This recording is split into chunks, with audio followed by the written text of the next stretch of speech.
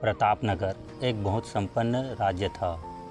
वहाँ के राजा बहुत ही प्रतापी थे और प्रजा का पूरा ख्याल रखते थे। राजा ने पूरे जीवन प्रजा की मन से सेवा की थी, लेकिन अब वह बूढ़े हो चुके थे, तो मन में बड़ी दुविधा थी कि उसके बाद राज्य को कौन चलाएगा। राजा जी के 3 बेटे थे। अब तीनों ने एक ही गुरु और एक ही विद्यालय से शिक्षा ली थी, लेकिन राज्य के निर्णय नहीं कर पा रहे थे कि कौन राज्य के लिए सबसे अच्छा उत्तराधिकारी है। अब राजा ने तीनों बेटों की परीक्षा लेने की सोची। एक दिन राजा ने सुबह सुबह सभी पुत्र को बुलाया और उन सबको एक एक बोरी गेहूँ देते हुए कहा कि मैं और तुम्हारी माता तीर्थ यात्रा पर जा रहे हैं। हमें वापस आने में 1 वर्ष से भी ज़्यादा समय लग सकता है। तुम तीनों से ये जिम्मेदारी है कि अपने हिस्से के बोरी को संभाल के रखना, और जब मैं वापस लौटूंगा तो तुमको ये गेहूं की बोरी वापस लौटानी है। ऐसा कहकर राजा रानी तीर्थ यात्रा पर चल दिए। सबसे बड़े बेटे ने सोचा, ये गेहूं की बोरी थी, पिताजी को वापस लौटानी है तो इसे मैं तिजोरी में बंद कर देता हूँ। जब पिताजी आएंगे तो वापस दे दूँगा।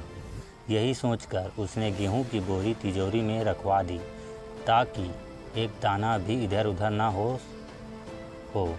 दूसरे बेटे ने सोचा कि तिजोरी में तो गेहूं सड़ जाएंगे, मैं इन गेहूं को खेत में डलवा देता हूँ, जिससे गेहूं की अच्छी फसल होगी और पिताजी को एक बोरी की बजाय कई बोरी गेहूं दे सकूँगा।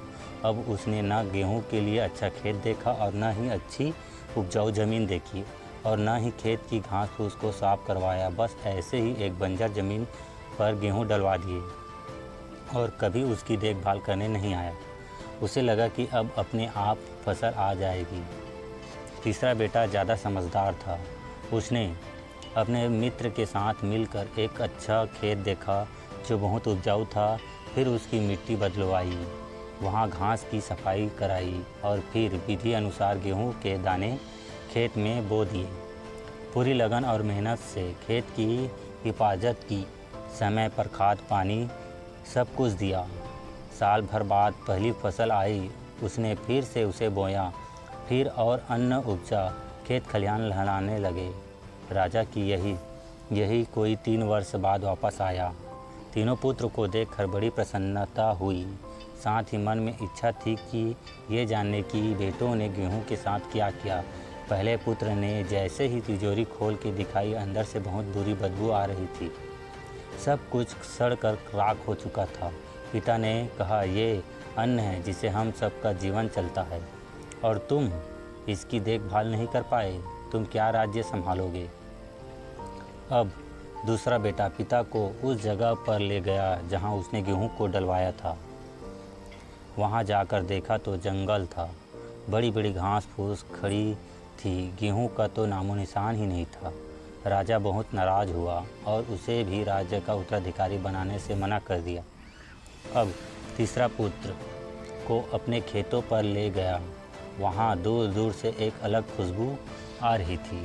गेहूं की फसल लहरा रही थी, चारों तरफ हरियाली और जीवन था, और उस खेत के से 50 बोरी से भी ज़्यादा गेहूं उपज हो चुका था और आज भी खेत में फिर से फसल खड़ी थी। राजा का मन देखकर बहुत प्रसन्न हुआ।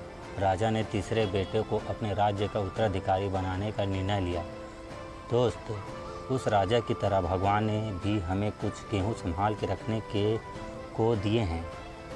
जो गेहूं है हमारा जीवन, जिसे हम बेकार के कामों में नष्ट कर देते हैं।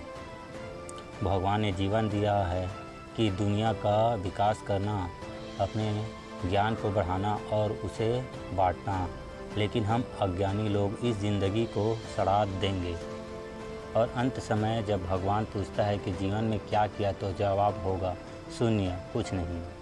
अपने मन की ज़मीन को साफ रखिए, उनमें जो घास फूस है वो हटाइए, मन में जो ईर्ष्या गुस्सा अच्छाई के बीच बोइए, फिर भगवान अपने आप से खुद बेहद खुश होंगे। दोस्तों, वीडियो अच्छी लगी हो तो एक लाइक ज़रूर करें।